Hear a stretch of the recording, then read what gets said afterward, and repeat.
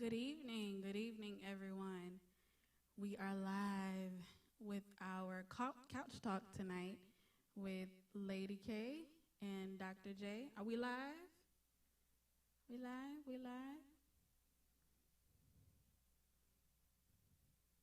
Give me some hearts and share this if you can see us live.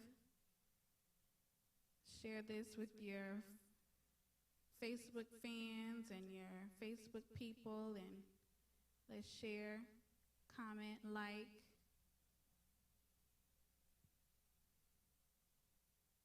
Give you some time to come on in, come on in.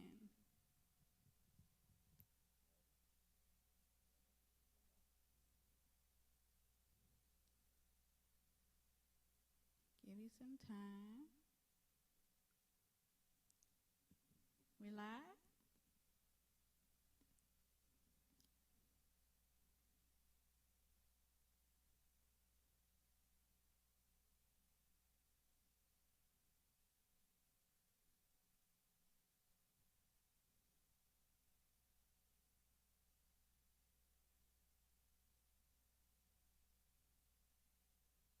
A few more minutes and we'll be live.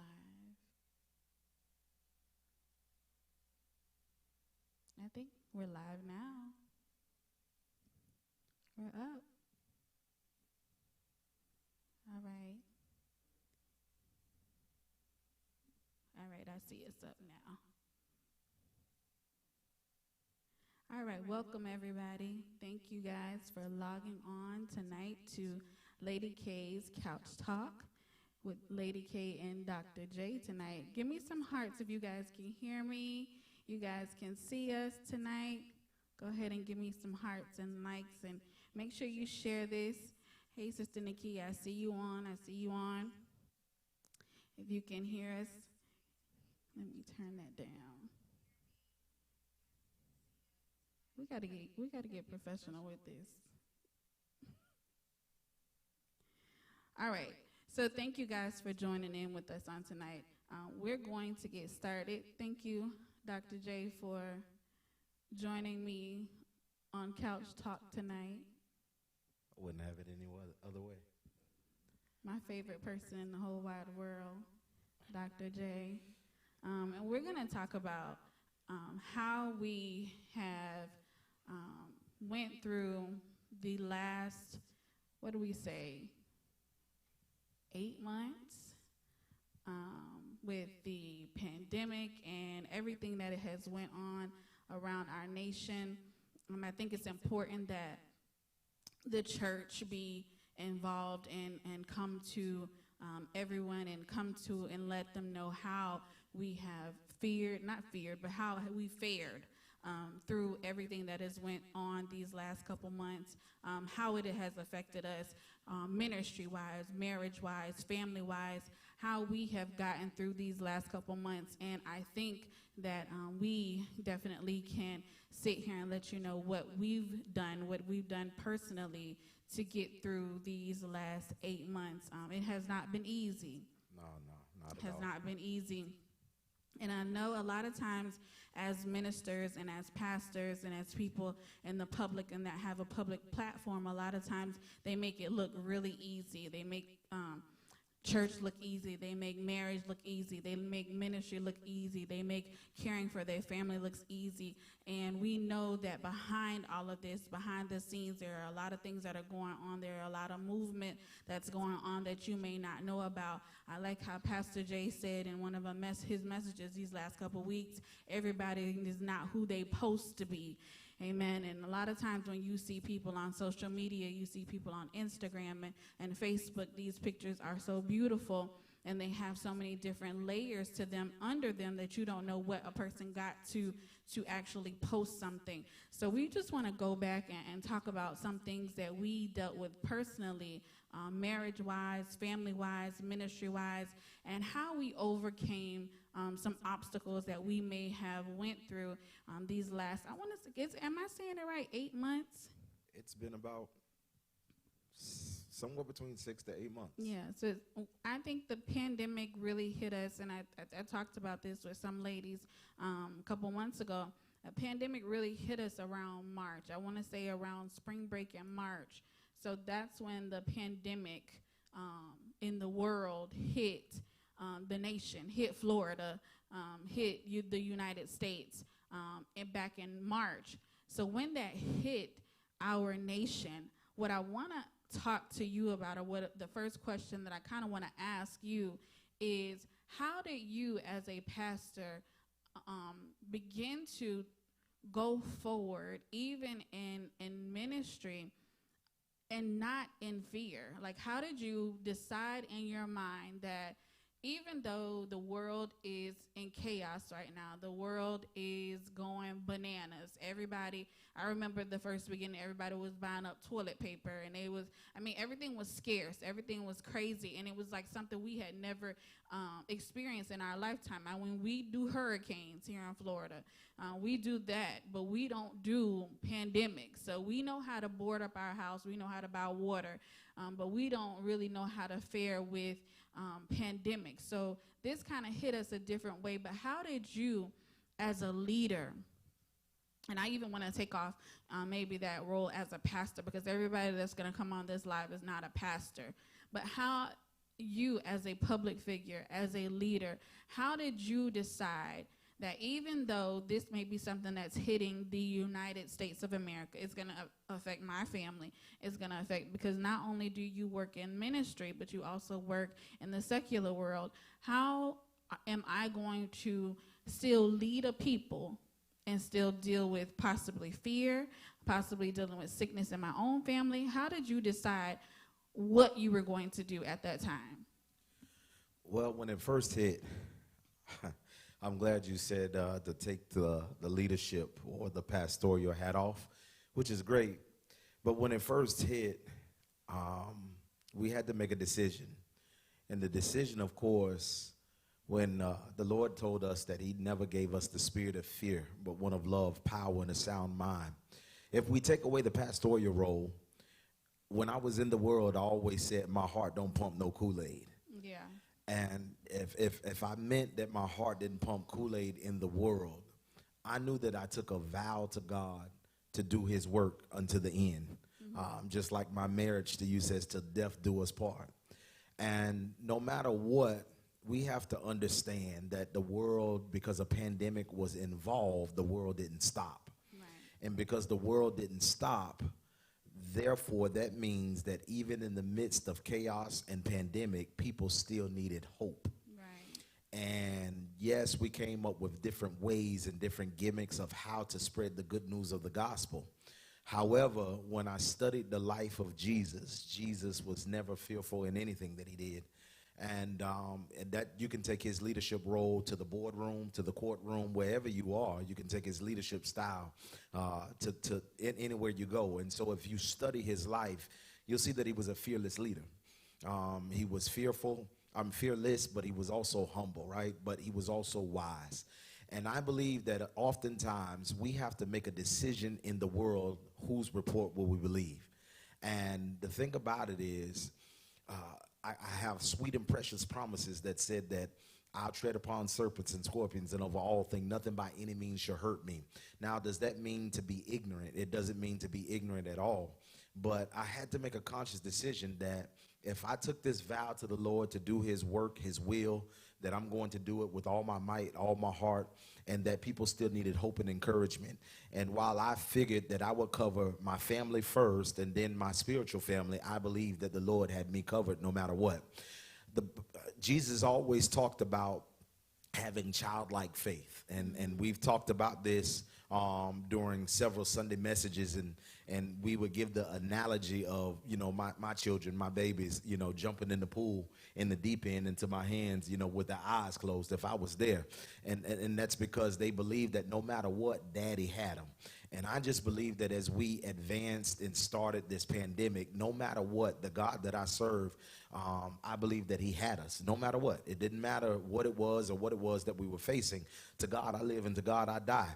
And the thing about it is, this pandemic, it revealed the hearts of men, of people because it brought pressure, and pressure either busts pipes but it also makes diamonds. And so we had the ability to shine through the pandemic, and we also had the probability of going under in the pandemic. And I believe that pressure is the best way to be who God has called us to be. It gets us to be in the state of who we're called to be. If it's no pressure, then there's no shining.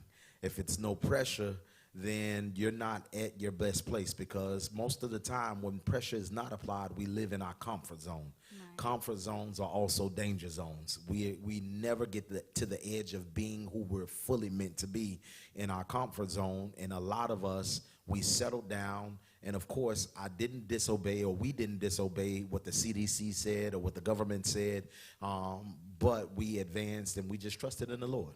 Yeah. So I have a question. So even when, in the beginning of the pandemic, you have your saints that may have, or you have the people around. See, I got to get out of that mindset, because we begin to be so churchy, and even when we do these interviews, and that's why I want to even switch this not the platform off of being churchy, but we got to go to a broader audience. Absolutely. Where we can reach more people, and people can get an understanding of exactly how to deal with things, and include faith, and include God, and include Jesus, include faith in it. But we have to reach them in a way where they're saying that we're just not focused on one certain population. And when this pandemic happened, it seems like there was a separation. And when I say separation, it was, leadership was taking care of their household. They were taking care of the household of faith. They were taking care of their homes and things like that. But there were people out there that were scared. They were scared for their lives. They were scared that they were going to die. There were people that were giving mixed doctrines. I mean, come on.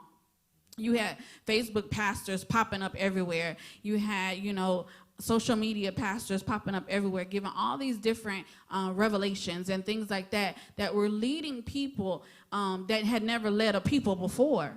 So how did you, with the people that you were dealing with, even in your congregation, then also people that may have come to you on the side that were fearful, that were afraid that, this is it. What am I going to do? Should I do this? Should I do that? Should I come to church? Should I not come to church? Should I serve God? Should I not serve God? Should I stop doing this? Should I stop doing that? How did you deal with all of that? Because it begins to be pressure, and then you have people that are social media people that are saying this ain't real. See, I told you. Da da da da. So how did you deal with all of that and still push faith? Well, first of all, I had to look to God. I had to go in a lot of prayer, but the pandemic did bring a lot of disruption. Disruption in the way that we flow, the way that we serve, the way that we live. I gotta say this, we decided not to close our doors, but we also told our congregation that we would be, at first we only opened up to our leadership, right? Our leadership would come serve. And we told all of our leaders, listen, you have a choice. We're not dictators here. Right. Salute on what I was going to do, which was serve the Lord with everything. It didn't matter if it was just me and you in here. I was going to preach the gospel of Jesus Christ, but I was not going to allow the pandemic to box me in and to make me be who I'm not, which is a coward or fearful. The thing about it was, moving forward had everything to be with who I was in the world. I never grew up scary. I wasn't a scary individual. And a lot of times I think that what saints do is they get saved and they throw in this religious jargon and all these religious cliches, and what they become is they become somebody behind 12 layers of other people. So you really don't know who the real them is. Yeah. And the problem with that is God is looking for spiritual fruit and not religious nuts. And somebody might say I'm judging, but I'm not judging. I'm just fruit inspecting. Right. Because if we are to bear fruit, we'll understand that when Christ came, he never bought religion to the world. He came to bring relationship. But I was fortified when Jesus came. He said, I only do the work of him who sent me. I only do what I hear the Father say, or what I see the Father do. That's what I do.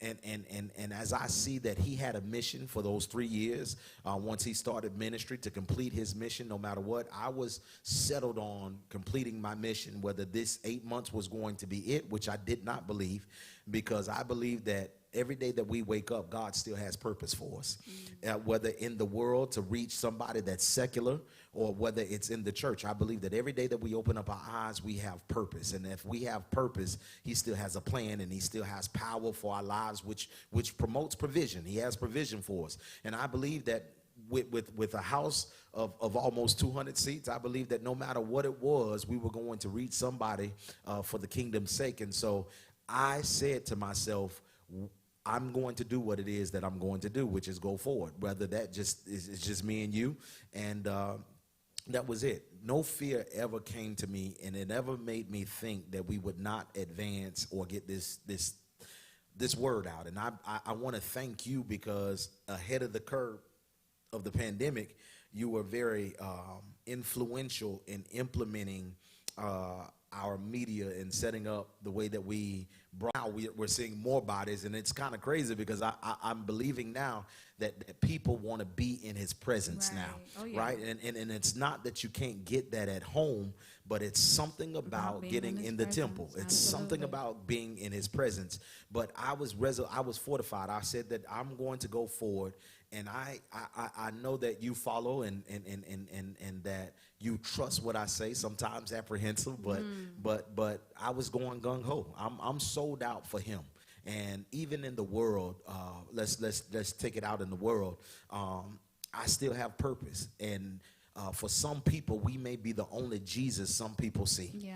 And so whether you deem me essential or not, I was going to be a guiding light and serve in the world, even with a smiling face, because even those people needed hope. Yeah. And it's good that you brought on the apprehension, because in the beginning, as your wife, as your helpmeet, as a person who's supposed to be there pushing, I want to even talk about how in the beginning, because there was conversations that we had, and I was like, oh no, we shutting down, brother man. No, close them doors. That's it. And even though, thank God I had, in the beginning, before everything hit, I was pushing for marketing and media ministry, and thank God for the people who work in our marketing and media ministry, and how hard they work. But in the beginning, I was pushing so hard for them to work. But then when the pandemic came, I didn't realize what I was pushing so hard for is what was going to carry us through. So when the pandemic came, my flesh rose up, and I said, oh, no. This is something serious. This is something that's going to truly take us out, and nobody's going to be able to last through this. So how can we keep our doors open? How can we keep doing what we're doing if we know that this is going to affect the people in the church? How are we going to continue to go forward when we know that we may get people sick? We know that people may come in the house and they may get sick. How will we continue to do this? And I was fighting you on it. I kept saying, even with the kids, I was like, oh, my kids ain't going, we ain't going. Even then you stood strong and were like, no, my family is going to serve, my family is going to go forward. How, even then, when you had your wife in your ear pushing you back, saying no, we need to do, did you then decide to still say, we still going? Because as much as I love you, God is still the head of my life. And oftentimes we don't understand that as we're coupled with one another, yes, God never put you guys to be behind us. He did call you guys to be beside us. But the Bible is clear when it says that as Christ is the head of man, man is the head of the woman. And I believe that as long as I kept my ear to God's mouth, I was hearing God more than I was hearing you. Now, were you nagging? Were you You on my nerves about it? Yeah, absolutely. The thing about all of that was, I know that you're still gonna say, or you're gonna go with what I tell you that we're gonna do. At the same time, we were still at a place where it was very sensitive to society, and where society would deem us being insensitive or whatever.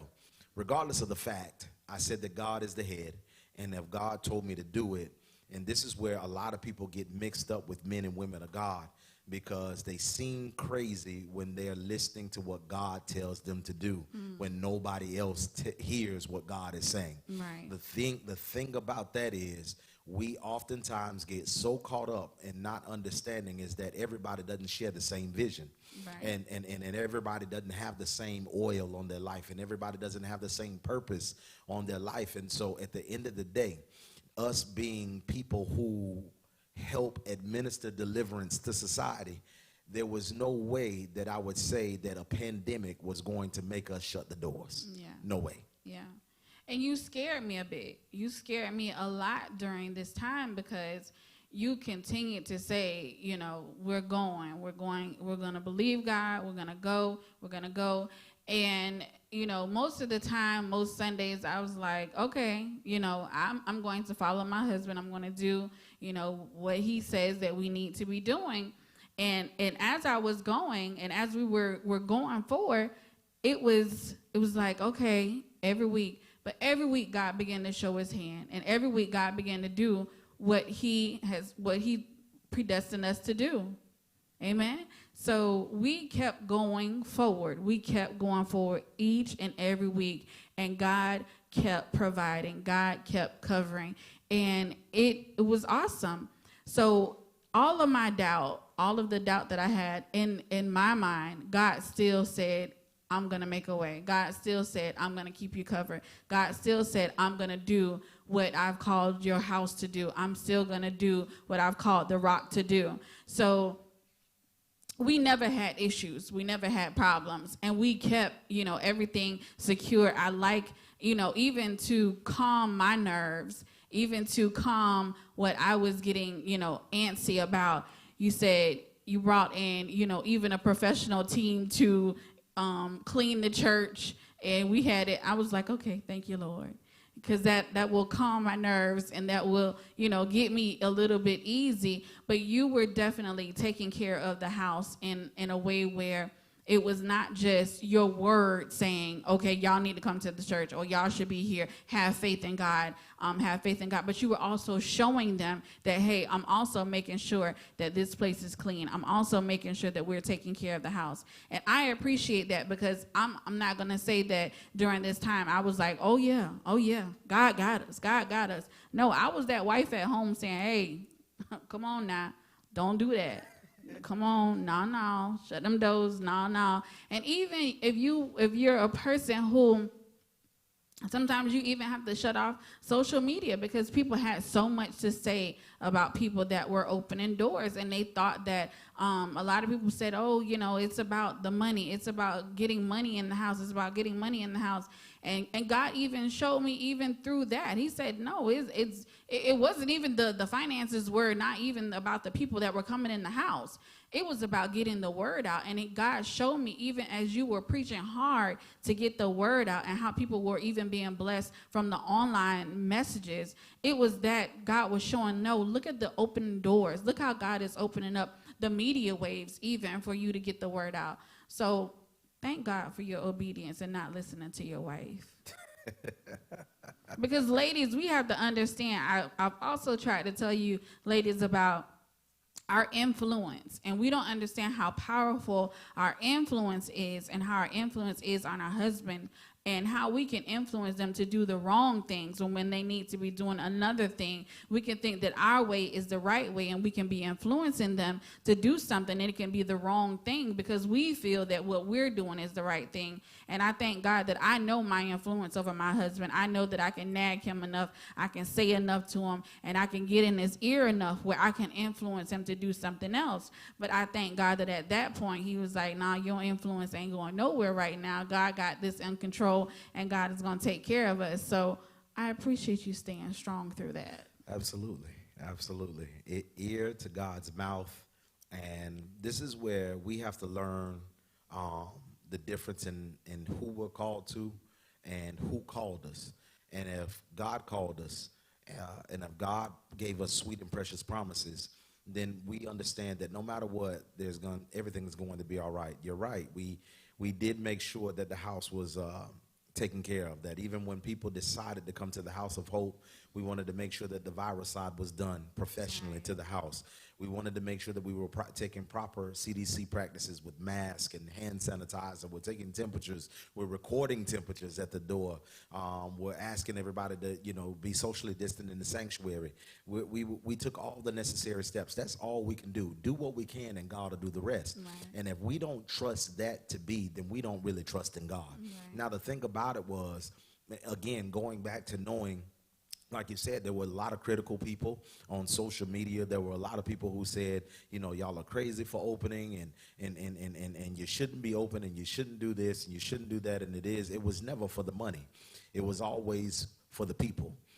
Because in the middle of this, somebody needed to know that God is real. Mm-hmm. Somebody needed to know that God was very real, or is very real.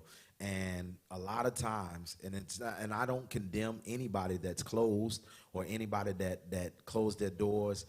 Listen, I don't condemn, or whatever it may be. I think that everybody is doing the best of their ability to their ability.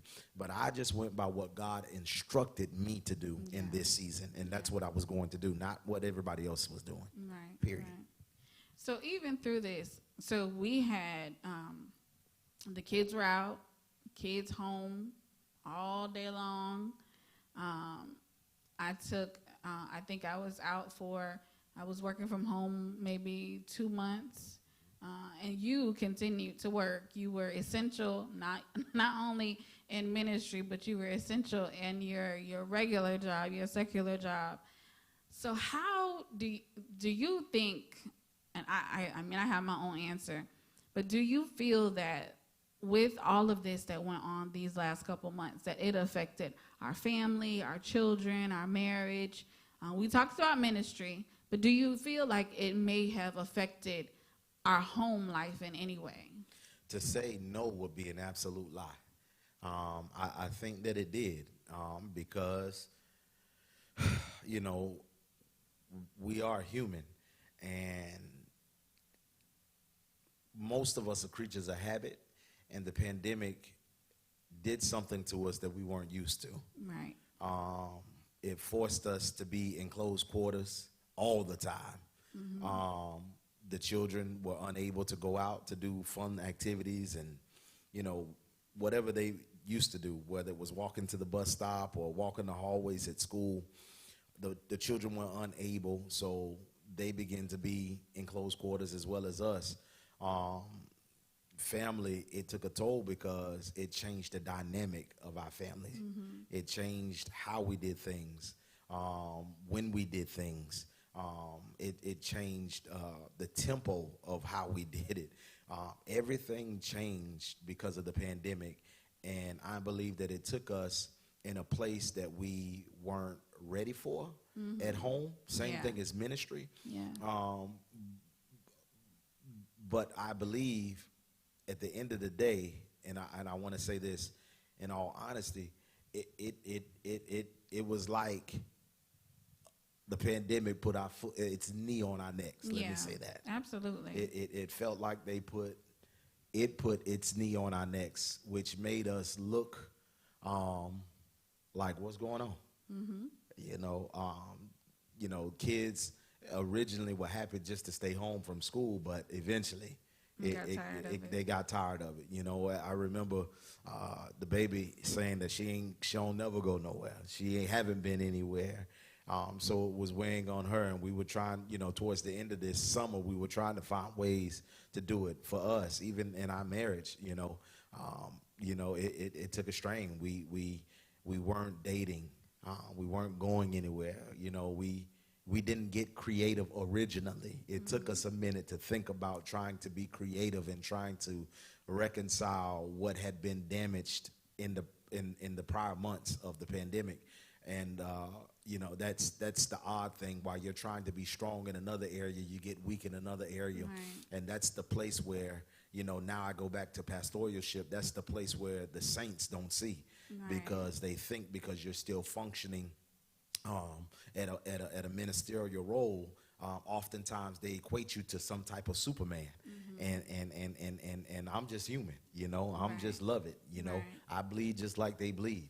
The only difference with me and a lot of other people is just I said that I will. I said that I do, But yeah, a lot of things took a strain on us family-wise because of the pandemic, but we were able, through time to overcome. Right. And I feel like I definitely can see a difference in our children. School is an outlet for them. Besides the coming to church, other than that, they basically go to school. They go to school, they come to church, they go home. And without having that one outlet of going to church, and our baby is very active in her, extracurricular activities, and not having that extra outlet, that was something that I think really after the first 2 months, I think they were okay for the first 2 months. But after that, it just became like cabin fever.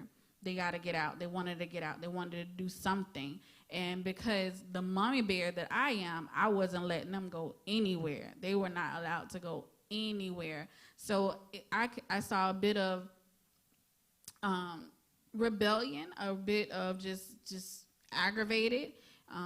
And now it's like I'm finding that now I have to figure out something for them to do. I have to figure out some way for them to be able to get out, because it's not healthy for a child to be in a house all day long doing, distance learning and being in a house all day long. So I see the difference. I see the difference in their physical being, because they're not getting out, they're not walking, they're not doing the things that they used to do. And so I see the difference in them, and I'm concerned about it. But again, I'm still protecting them from this virus. I'm still protecting them from being out in the elements. But we have to figure out a way where they can still get that same thing that they used to get before the pandemic came along, so that we can still get them to the normalcy of life, however that may be, however we can get it back to them. But it has to be something. It has to change, so they're not just left doing whatever. In our marriage, I can definitely see that it has been a difference, because I think our focus when the pandemic came was work, and definitely ministry. Most of our time and energy went to that.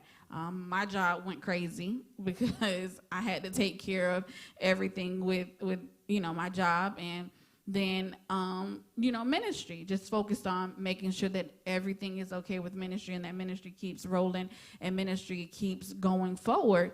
And I don't think people look at the fact of leadership went through the pandemic as well, is that we are going through the pandemic just as well as you are, and we are affected just as you are, but probably on a higher scale, because everything kind of hits us all at once, and we got to figure out how to take care of all of these things at once. So I think it got to about June, and I realized probably the end of May, and I realized something ain't right here. We ain't husband and wife really no more right now. We just really Pastor and Lady Lovett and Mommy and Daddy and employees of our job right now, because what we're doing is we're trying to just keep everything afloat and keep everything going, and trying to keep everybody else normal, but really not catering to our relationship and our marriage and keeping that in the normal place that it should be.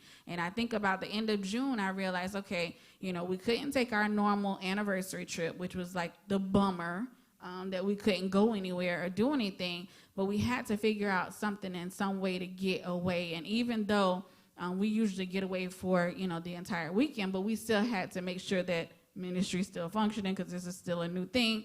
But we still took that time to get away. And for me, that time to get away was like, okay, now it's okay. It was like a refresher, and it was a time to, really tell me, okay, now this is okay. Now we can go away. Now we can take some time away, and we can be with each other. But the pandemic really got us to a place where we got into a routine of taking care of everything else and not taking care of our relationship and not taking care of our marriage. And you can't ever get into a place where you're not taking care of that, because that is our first ministry. And I think we have to be so cognizant of the fact that we can't ever let that much time go by without doing things. So one of my questions to you, and one of my questions to even bring up tonight is your marriage pandemic proof? I absolutely believe that it's pandemic proof. However, I also believe, just like you said, we have to remain cognizant of not allowing things to get away.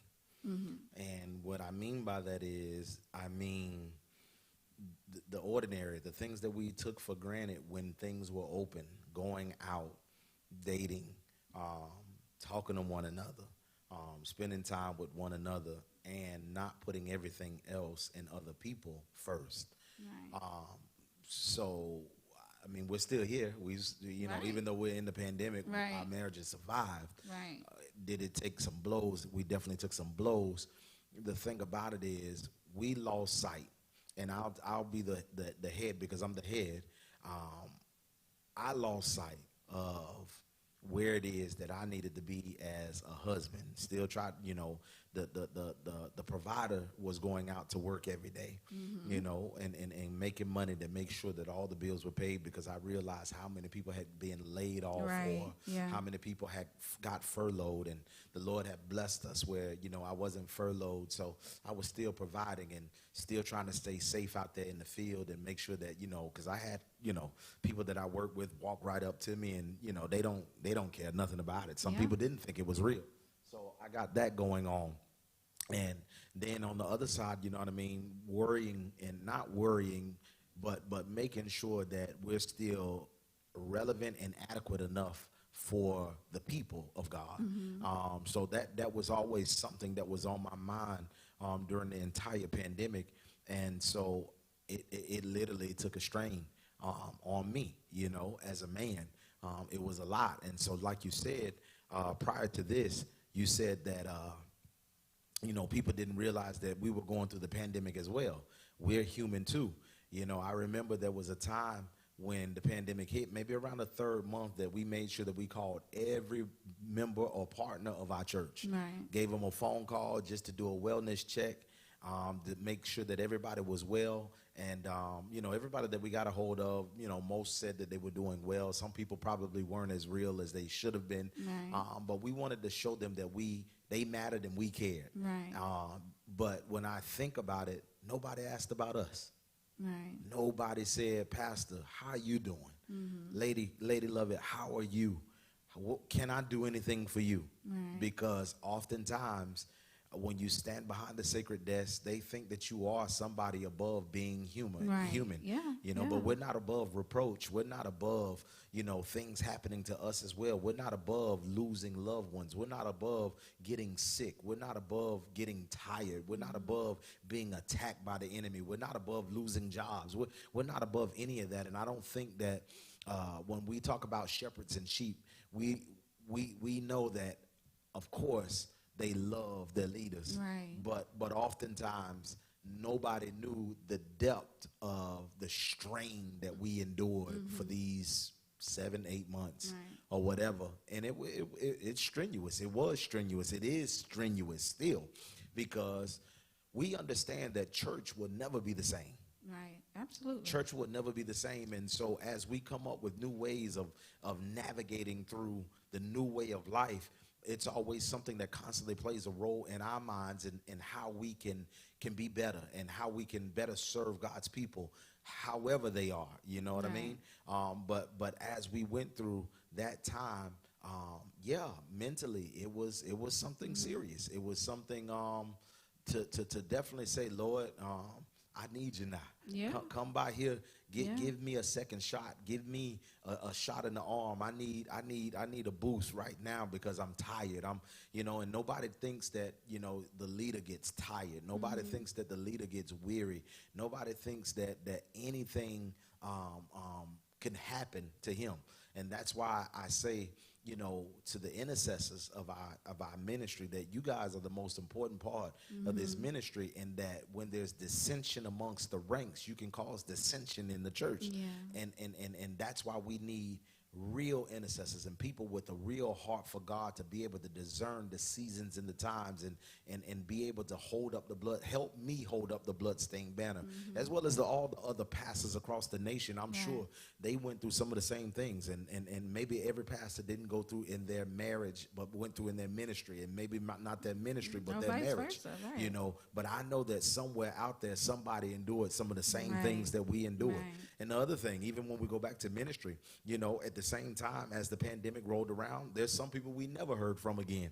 And that's okay as well. We prayed their strength, and we didn't get mad. We're not mad at anybody.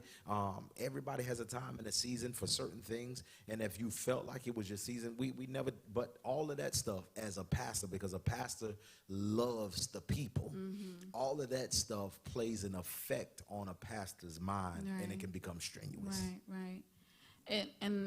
And like you said, we both have been saying that we went through the pandemic just as everybody else went through the pandemic. And when we both realized that, you know, we're putting so much into ministry, we're putting so much into, you know, pushing the ministry and making sure the ministry still staying afloat, making sure that everybody's still taken care of. And even when you took that time out to call everybody, to check on everybody.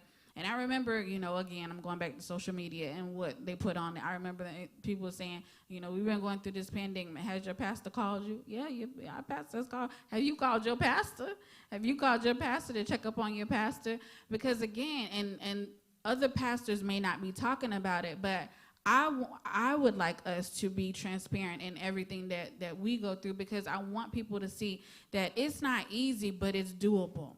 And Absolutely. And that can your marriage survive through the pandemic, or did your marriage survive through the pandemic? Yes, absolutely. Our marriage lasted through the pandemic. Our marriage made it through the pandemic, and it was definitely going to make it through the pandemic, but we had some bumps in the road through the pandemic, and it's some stuff that we had to go through the pandemic. Not that we loved each other any less. I don't even think that we even really realized that we were going through anything, because we were so busy trying to get everything done for everybody else that we just came to an aha moment and said, hey, I'm missing my husband, and you became now my business partner. And I actually need a husband and not a business partner. And I actually need a husband and not a pastor. And I actually need a husband and not a baby daddy. I actually need somebody to show me some emotions and some affection. And I just don't need somebody to take care of some bills today. So you get to that point where some months may have been passing by, and you've been used to just getting, you know, all of those things taken care of. Yes, you're feeding me as my pastor. Yes, you're taking care of the bills as my husband, as a provider. Yes, you're doing all those things, but now I need that other side of my husband to be there for me. And a lot of people, a lot of pastors, a lot of leaders won't show you this side, because, again, we trying to post, and we trying to post up, and we trying to show pictures that, you know, everything is perfect and everything is well. And I think we post some pretty pictures too sometimes, right? So, you know, everybody, you know, look at our little pretty pictures and they think, oh, look at that couple. But I want to show you the other side of this couple, that this couple has been through some things, and we've made it, and we made it last for all of these years, because we can tell you what we've been through, and we can tell you how we've made it last and how we made it through. So our marriage is pandemic proof. Absolutely. I agree. Absolutely. All right.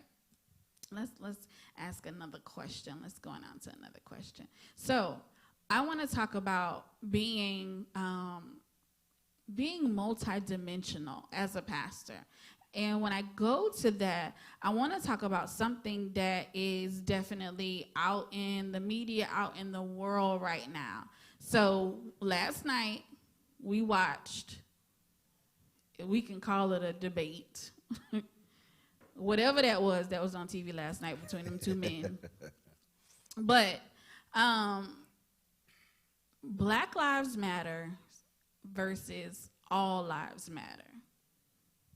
What you think?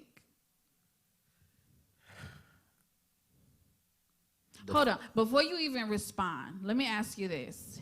Do you feel as though pastors, leaders, when you have a pulpit, when you have a platform, should you even talk about or even put your hand into those discussions?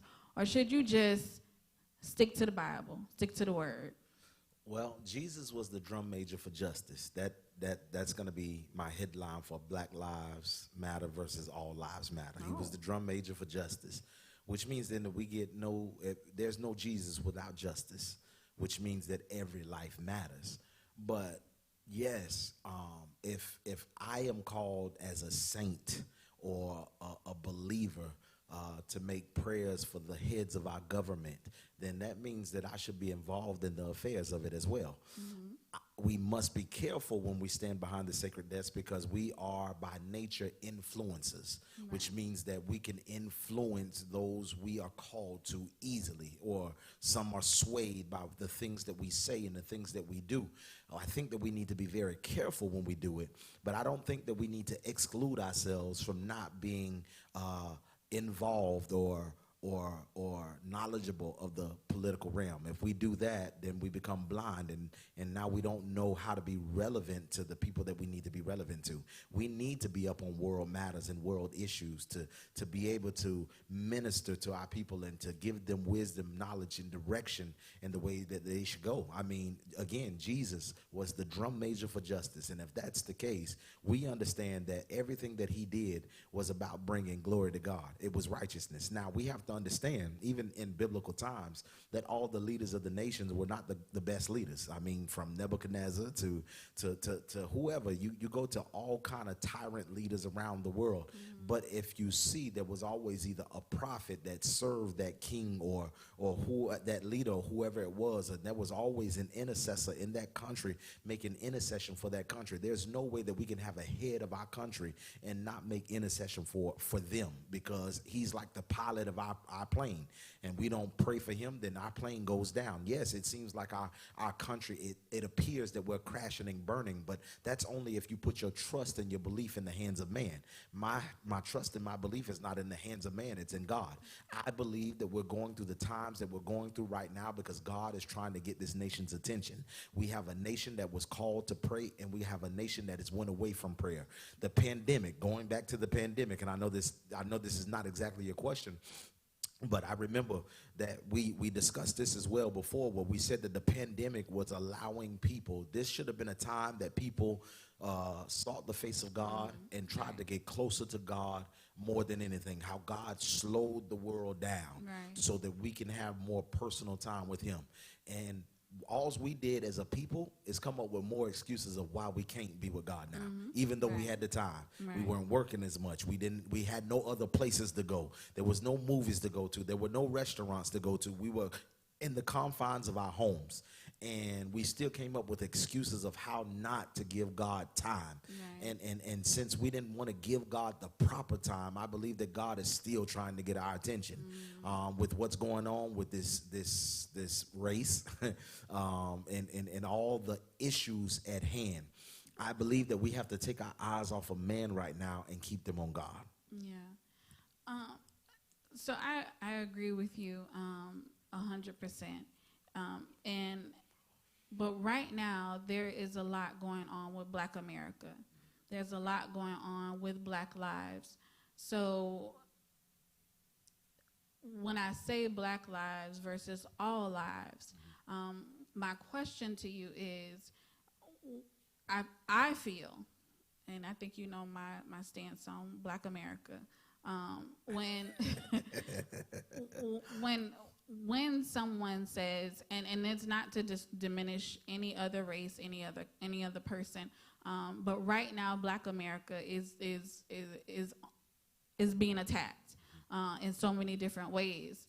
So when we get in our leadership roles and when we have our platform, a lot of times I feel that a Black leader should be pushing or supporting or encouraging Black Lives Matters.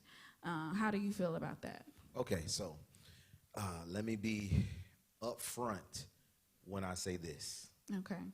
There's a difference between the Black Lives Movement and Black Lives Matter. There's a big difference. Okay. Okay. Educate us, Dr. Lovett.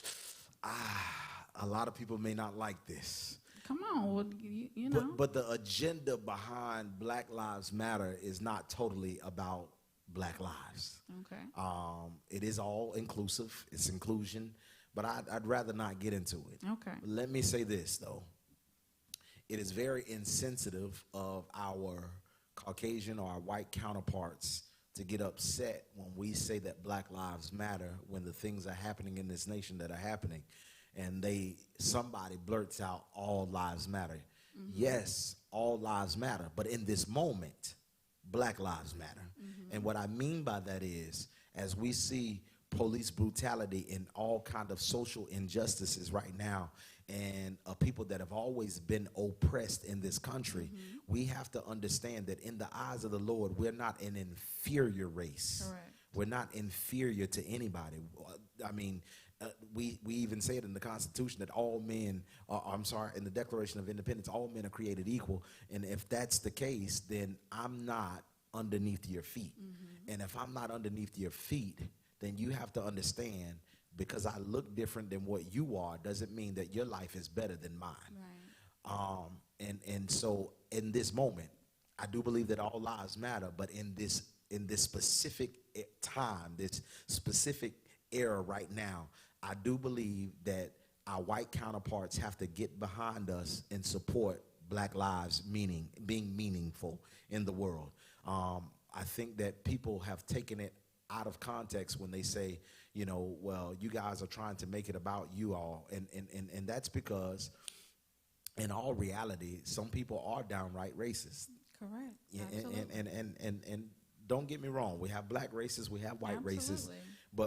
But when somebody takes the Black Lives Matter quote and says that all lives matter, one, they can't stand that the light is taken off of them and shined on somebody else, if that makes any sense. It does. Gets them a little upset because now that there's a shift in power or influence, I don't like that. But here's the thing, and I've always told the church this, is that we've been the underdog in this nation since we've gotten to this nation. Mm-hmm. But as I study the Bible and I look at everything from Genesis to Revelation, God always favored the underdog. From the Syrophoenician women, from the Samaritans in the Bible, people don't understand that the Samaritans were actually outcasts. They were different, but it's funny that Jesus always stops and he makes mention of Samaritans in the Bible. He talks about the outsider, mm-hmm. which means that if it came from the lips of Jesus, they must be significant, which means then to me, in this season, I'm not an extremist, but I do support my people. Mm-hmm. And I do believe that every one of us should know that our lives do matter. If you're black, your life does matter in this moment. If you have a black son, you definitely have to make sure that you're training him the right way. It's crazy that we have to look at how we act when we're pulled over. Mm-hmm. It's crazy that I have to look over my shoulder if I go for a jog down the road. It's crazy that I can't even be in my house without the police kicking in my door and not being charged for taking a life, or being charged for the bullet holes he put in the wall. It's crazy. So when you do things like that and our white counterparts continue to get off, society has said that black lives don't matter. And all we're screaming in this season is that we do matter, just like you matter. Right. We do matter. We're just saying right now that forget about all the other things that are going on, but look at the problem at hand. Look at the injustices. Look at the brutality. And when we consider, Breonna Taylor, even that case, and that was just outrageous. Yeah. Again, I say that the police were charged not for taking her life, mm-hmm. but for the bullets that missed her. Get that. Catch that. The bullets that missed her is what they got charged for. Yeah. Even with Ahmaud Arbery in Georgia, those guys were almost off the hook had it not been for their own video that told on them. Because all they had to do was, I saw a black man that looked suspicious. Right. And I should not be suspicious based on my color. Right. I should not be suspicious based on how I look. I can be just as intelligent as you. I can make just as much money as you. I can live in the same neighborhood as you, and you not even know it, but you've judged me based on how I look. And we're saying here in America, in this time and in this season, our lives matter just like theirs. Yeah. So I support Black Lives Matter, not necessarily the movement or the organization. Let me say that. The movement, which is the people, I support it 100%. The organization, I'm not so sure about right now. So what really bothers me, and I'm going to say bothers me, what really bothers me is that I see, and this is what I've seen in our churches, and I'm going to talk about our churches because that's the only church that I've attended, is our churches, is that our people, my people, we are more apt to respond or want to see things from our pastors and our leaders if it has to do with the Word of God, if it has to do with the Bible, if they are preaching a word, if they are giving a word, if they are prophesying, if they're doing this. We are more apt to respond or be responsive to that than if they were telling us about our history, or if they were telling us about Black Lives Matter, or if they were telling us to go vote, or if they were telling us something that is affecting us in the world. And I think that bothers me because we need to be so more informed with what's going on in our nation than we are. We lose so many people, and when I say lose, we lose so many people's attention, our people, their attention when we go to talking about those things. And it bothers me because you cannot have a conversation with a person and talk about politics. You can't, when people say, oh, I don't watch the debate, or they don't even know the laws about voting. They don't even, know the dates of voting. They don't know the local vote. And it bothers me because these are things that are affecting you. They're things that are affecting your children, things that are affecting your sister, your brother, things that are going on around the world. And this time in voting, I know we want to hit on that. This election, I know we don't want to go to politics, but this election is so important. And I want my people to know we got to see how they are targeting us and how they are talking specifically to us. Because why? Our vote matters. Our vote matters. Because they want to talk to us. The language that they're using is towards us because we matter. Because we have that much of an influence on the vote that we matter. So understand that when people begin to talk about voting, when people begin to talk about politics, when your leadership begins to talk about those things, start opening up your ears and not only want to hear about certain things when it comes to your leadership or certain things when it comes to your man and woman of God. That bothers me so much in the body of Christ, that we are so naive to only wanting to hear one thing come out of the man and woman of God. I don't want my man and woman of God to be stupid. Can I say that? Oh, yeah. I don't want my man and woman of God to be stupid or only know Bible. I want you to know some politics. I want you to be multifaceted. I want you to know some things about money. I need you to know how to get your people out of debt. I need you to know more than just the Bible. Yeah. That's major. And the creativity of it all will grab some people, but it will still leave others left out because some of us are so closed-minded that we can't accept anything else. We come to be terraformed. We come to church to be transformed. And that means in all facets of our life. Mm-hmm. And if we don't do that, we can be left out in the cold. Yeah. We don't understand that even now as we talk about voting, that for some of us in our lifetime, this, for many of us, will be one of the most important elections ever. For many of us. And so it is important to get out to vote. We have a link that you can go on that you can hit and vote or register to vote. But in this season, yes, I definitely don't ever mind stepping out and talking about the politics. But I'm very, again, I go back and I tell you, I'm very careful because I'm not here to tell you who to vote for. Yeah. But I do want to say that you need to be wise in this season. Mostly everybody's eyes are open. And I will say this, I know that a lot of people were upset about the debate last night. And as I scrolled, I saw a lot of younger people saying, you know what, I ain't voting for either one of them. Well, that's even worse because now you're going to complain within what happens the next 4 years because you didn't play your part. Right. And if you don't play your part, you have no right to complain. Right. You know what I'm saying? And so the thing about it is everybody needs to get out there. If you have voting rights, use your rights to influence our nation to go in a better place. Right.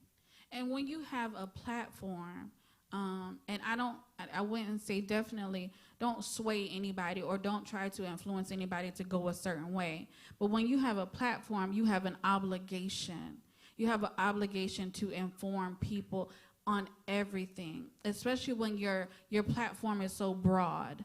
When you come in contact with so many different people, and I think I was talking to you about this a couple weeks ago, is that, you know, and I'm just gonna go back in a general conversation, is that I've done Couch Talk. This is my 4th one, I believe, and on the views on every Couch Talk was different.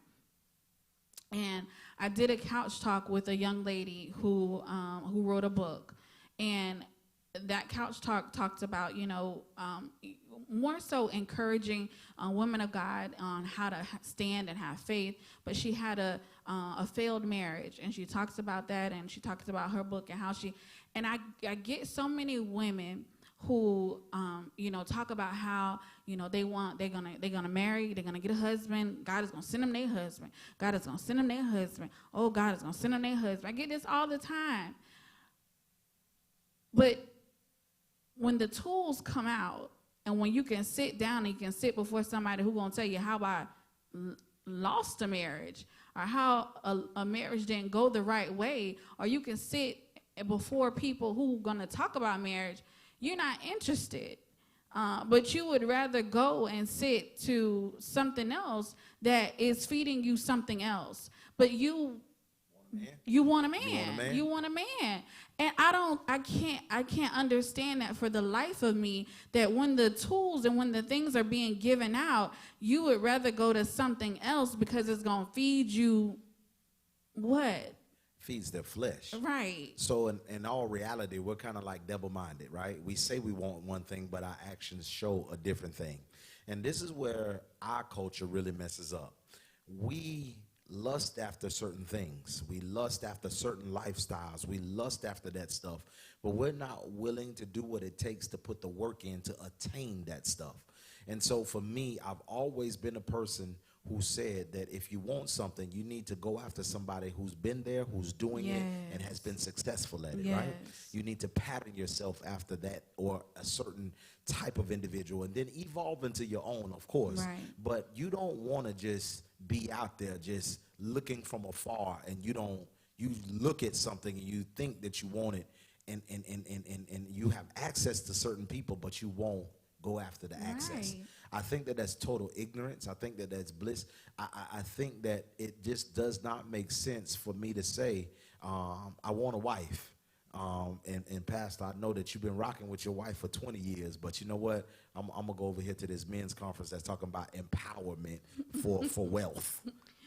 Right, and the thing that's bothering you, the thing that's that thorn in your side right now, what's bothering your flesh right now, is the fact that you don't have a wife. Absolutely. So the fact that you don't have a wife right now is that thing that got you on the fence, that thing that got you searching, that thing that got you dipping and tipping every now and then. So why would I then go over to the men empowerment about finances when you having a conference right now telling me about marriage? Yeah. Because that's going to feed me and teach me. Not only that, it may be a prayer line at the end. It may be something that somebody may lay hands and impart something into me. And it may be another single woman there. Who knows? But it bothers me so much that we sometimes, as Christians, we are so religious in the sense that we go after what we feel gonna be the hype, what's gonna be that thing that's gonna push, and it be so fleshly. It be so fleshly, Lord. Yeah. The problem is a lot of us go to church, but the church ain't in us. Yeah. And so, of course, we find our appeal to things that make our flesh jump. Yeah.